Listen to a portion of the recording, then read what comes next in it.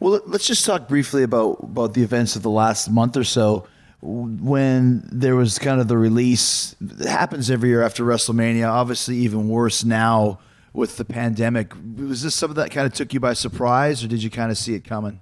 Yeah, Chris, it took me by a complete surprise. I had surgery in October 1st in Alabama, and I had torn rotator cuff and torn bicep. So I went through surgery in Alabama, Dr. Dugas, and surgery went great. I'm healed up great, and I was ready for WrestleMania.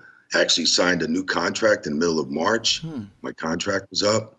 I actually got a little bump in pay, and then I get a phone call on tax day, April 15th. So, yeah, it took me by complete surprise. Was there a reason given for a guy of your longevity, like we said? No, there was no reason. I asked if it came from certain people like Vince and Stephanie, and he said no, it didn't. It's not like they pulled me out of a hat and said, okay, we have to cut the company and Mike Chioda's salary is the start of the thing. It was I think something completely different. I don't know if it's heat but how can you have heat if you've been off for 6 months rehabbing? And, I haven't even been on Twitter and Facebook since 2015.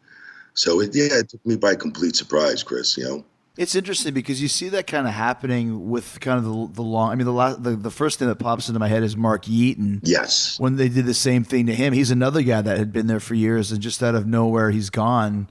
Like you said, you're going to cut costs, but this is going to start with Mike Chioda and Mark Yeaton's contract. That's going to make a difference, That's correct. I mean, that's I asked him, I actually said, I kind of figured he put me on a chopping block head of TR, so.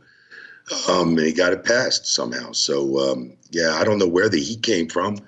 I mean, I haven't been on the road in 6 months. And, my career is definitely not over. I definitely got plenty left, whether it's inside the ring or outside the ring, and training referees and work with talent and so forth.